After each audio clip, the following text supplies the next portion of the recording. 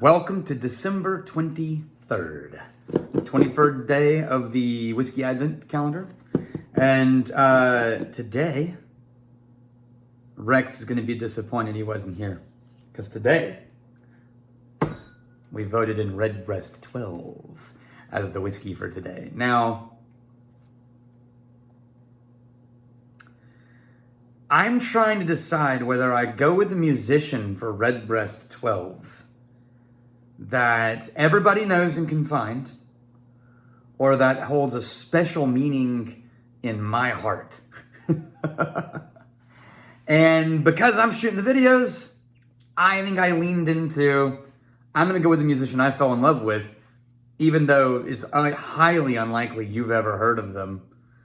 And I may actually have to Google one of the album names again, but I'll look it up in a second. So, because the other good news is, this is one of the brands. So the only two brands that really got us and responded as a brand was Jameson Middleton, right?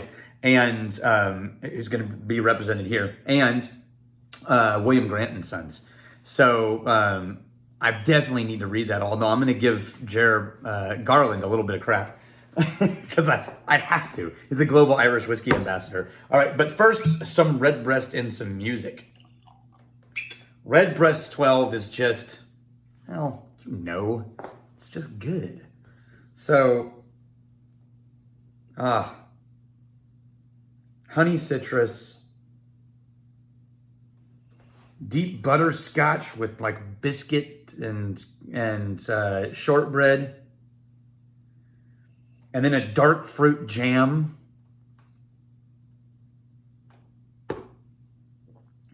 And then the palate is not boring, and it's a nice middle rounded note, but it's got some spice and character, and it's classically Irish, right? So I'm going to pick a musician that caught me off guard, and I don't think has ever gotten above local favorite in Ireland, and I could be totally wrong, but I've never met anyone who's ever heard of her. But there was a album that she did, and I'm gonna actually have to look it up because I thought I had this on my computer easily. Okay, so the album is called Night on My Side. And the artist is Gemma Hayes, Gemma space Hayes, Gemma Hayes. The album is Not On My Side, which came out in 2002, which is when I discovered it. And I stumbled onto her music video for Let a Good Thing Go and sort of fell in love with this Irish folk rocker.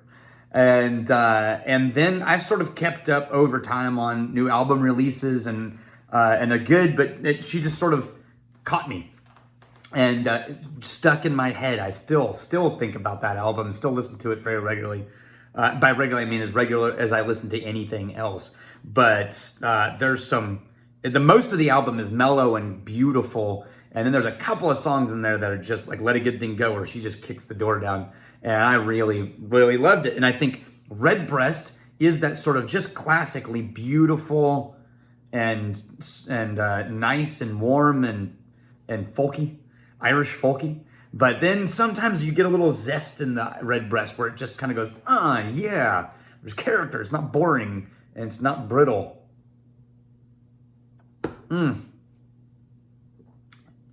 Yeah. Gemma Hayes, Let a Good Thing Go. Now,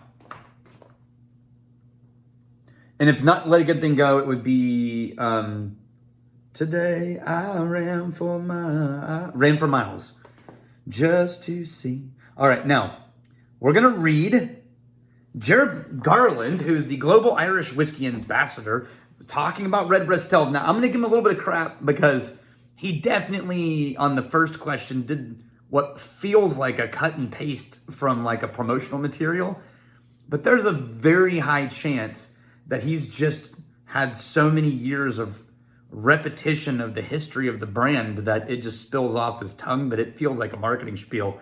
But the thing is, it's 100% accurate. It's totally true. but it's funny. But I'm going to skim it a little bit, right? So I said, what's your favorite thing about this expression of the brand, about Redbreast 12? And he said, my favorite whiskey, it's also the world's most popular single pot still Irish whiskey, recently won the World Whiskey Trophy. Well, it's nice just like he's pitching stuff. Jer, come on, man. And I feel bad, and I'm gonna give you huge kudos because you're one of the only people who actually replied to my request for tell us about the whiskey. And so I'm only having a crack at you because I appreciate you, and it felt like when we were over there, you guys got the ball busting because that's what Texans do. So I'm cutting loose a little bit. He says, it was originally bottled by merchants. It's called Redbreast because the CEO is an avid bird watcher. The official, blah, blah. He tells us the whole history of Redbreast. Oloroso sherry cask, trademark Christmas cake flavor. That's the reason it's been a favorite. There was nothing personal in there. That was purely marketing spiel. Now, on the other hand,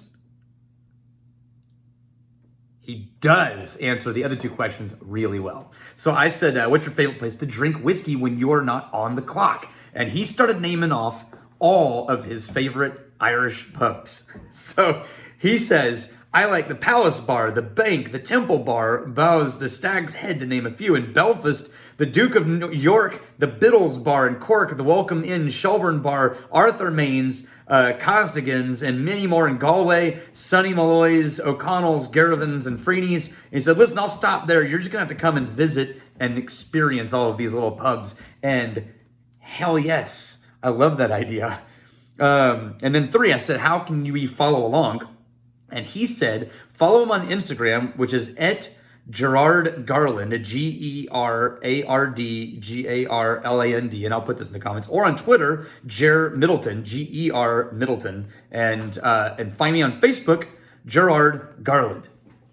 Now, well done, Ger. I think I appreciate that, and it took a little longer because we got to read some actual answers from Ger. So everybody, go find him. He'll appreciate it, and we appreciate his feedback. And thank you, Jim Hayes, for making a kick-ass album 17 years ago. Oh, I feel old all of a sudden. Okay. Until tomorrow, may your crazy stay this side of legal, and may you return before we have time to miss you. Cheers.